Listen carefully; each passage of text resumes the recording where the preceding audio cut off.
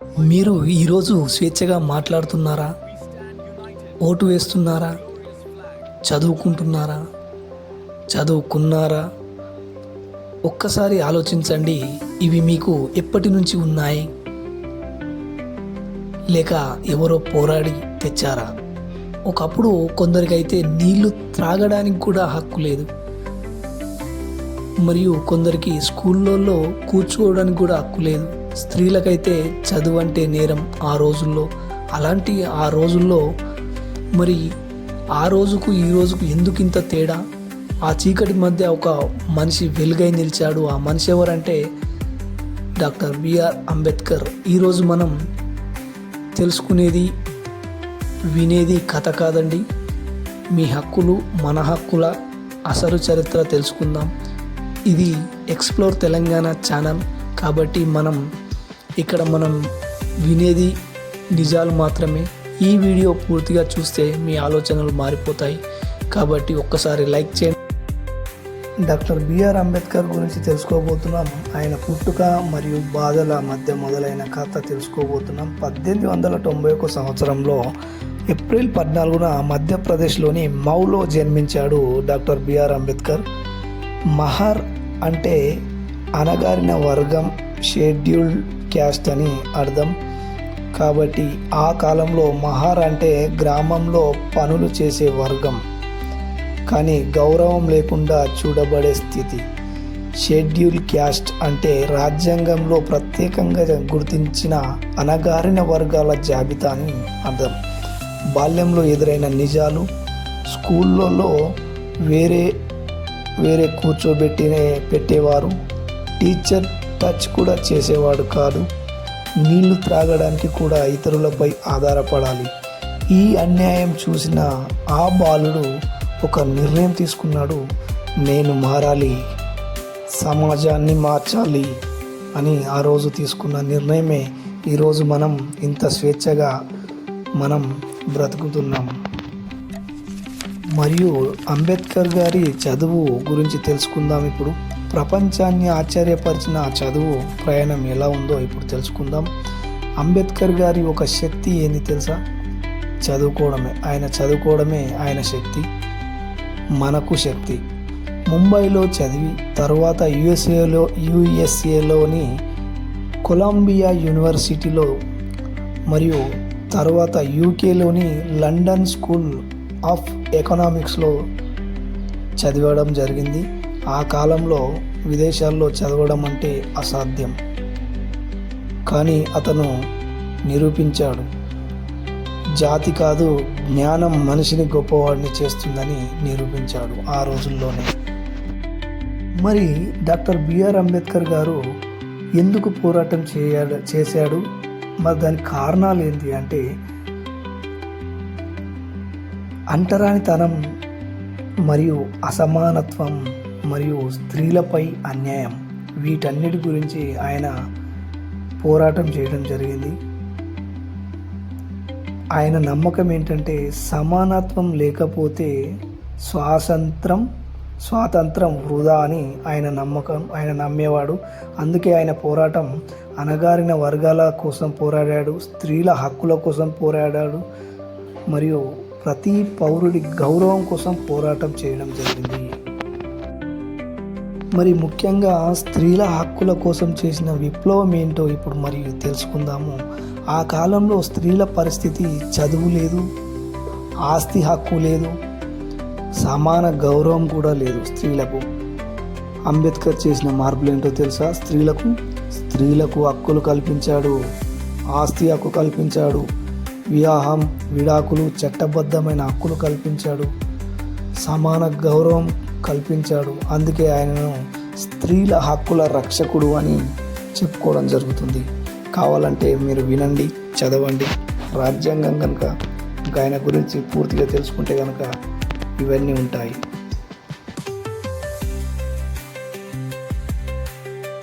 మరి మనకు రాజ్యాంగాన్ని రాయడం జరిగింది అంబేద్కర్ అని అందరూ అంటుంటారు.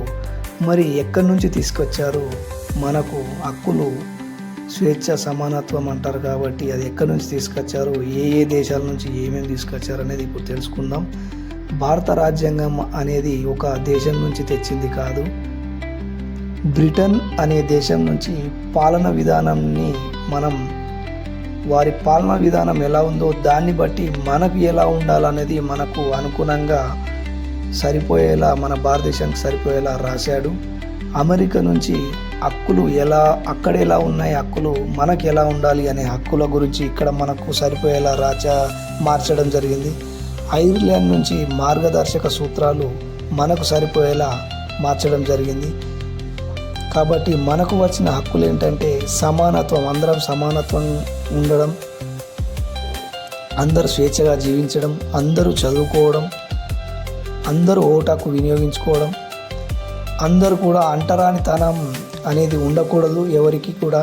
కాబట్టి అంటరానితనంని రద్దు చేయడం జరిగింది. కాబట్టి ఇంకా అంటరానితనం ఎక్కడైనా ఉంది అంటే మార్చేయండి, మారండి, మనం మారదాం, మనం అందరిని మార్చుదాం.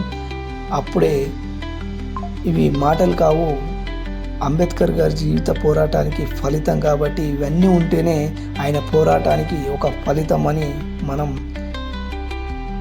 చెప్పుకోవడం జరుగుతుంది. కాబట్టి మారదాం, మారి చూపిద్దాం. ఆయన జీవిత పోరాటానికి ఫలితాన్ని మనం కూడా సపోర్ట్ చేద్దాం.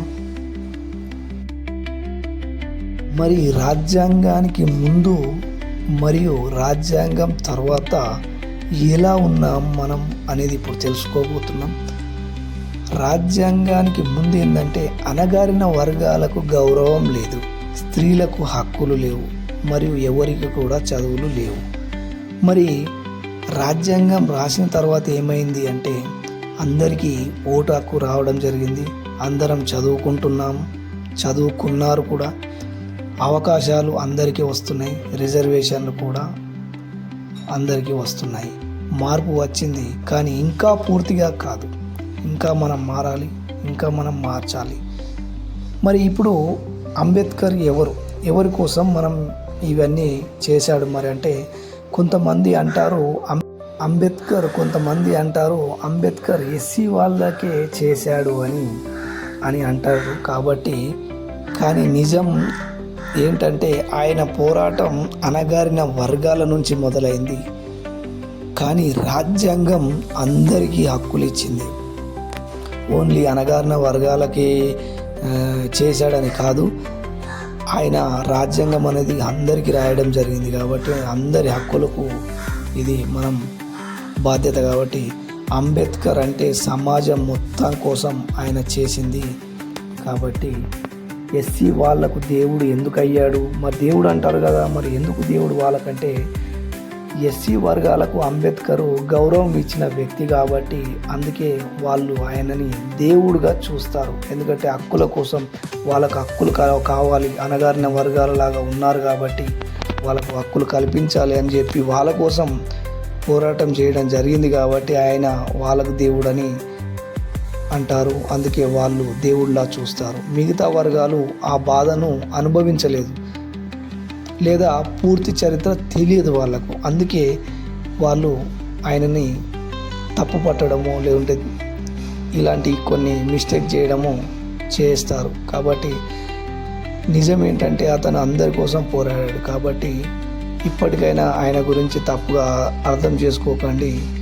మన కోసం పోరాడాడు, మన హక్కుల కోసం పోరాడాడు. కాబట్టి స్త్రీల హక్కుల కోసం పోరాడాడు. స్త్రీల హక్కులు అంటే చాలామంది అందరూ ప్రతి ఇంట్లో స్త్రీలు ఉంటారు. కాబట్టి ప్రతి స్త్రీకి మనం బాధ్యతంగా ఉందాం. మరియు హక్కుల గురించి ఆయన చేసిన బాధను మర్చిపోకూడదు అనేది ఇప్పుడు మనం తెలుసుకుందాం. అసలు సమస్య అంటే ఏంటంటే చట్టాలు మారాయి, హక్కులు వచ్చాయి, కానీ మన ఆలోచనలు, మైండ్ సెట్ పూర్తిగా మారలేదు. కాబట్టి మార్చుకుందాం. అంబేద్కర్ గారి అసలు లక్ష్యం ఏంటి? మనసు మారాలి, సమాజం మారాలి అనేది ఆయన లక్ష్యం. కాబట్టి మన మనసు మారితే 100% ఈ మతాలు, కులాలు, ఈ అంటరానితనాలు ఇవన్నీ పక్కన పెట్టేస్తాం. కాబట్టి మన మనసు మార్చుకునే విధానం చేసుకుందాం. ప్రతి ఒక్కరము మన మనసు మార్చుకుందాం. ఎందుకంటే ఆయన చేసిన ఎన్నో గొప్ప త్యాగాలు మరియు ఆయన చేసిన లక్ష్యాలు మన కోసమే కాబట్టి మన మనసు మారాలని ఆయన అనుకున్నాడు. కాబట్టి మనందరం మనం మనసు మార్చుకుందాం, మంచి మార్గంలో వెళ్దాం, మంచి చేద్దాం, ప్రతి ఒక్కరిని గౌరవిద్దాం, స్వేచ్ఛగా జీవించే హక్కు కల్పించుకుందాం. మనందరం ఆయన చేసిన ప్రతి ఒక్కటి కూడా మనం అనుభవిద్దాం.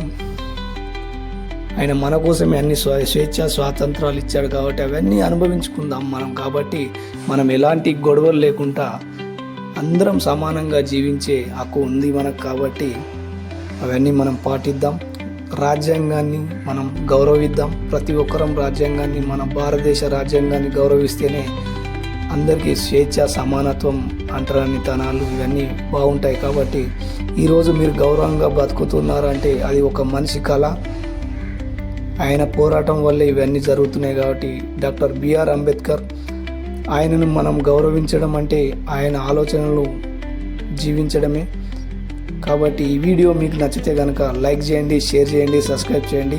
ఇంకా ఏమైనా తప్పులు ఉంటే, నేనేమైనా తప్పులు మాట్లాడి ఉంటే నన్ను కూడా క్షమించండి. నాకు తెలిసిన ఇన్ఫర్మేషన్ మాత్రమే నేను చెప్పాను. ఇంకా మీకు ఏమైనా ఇన్ఫర్మేషన్ ఇంకా మీకు డీప్గా తెలిసి ఉంటే కామెంట్ చేయండి.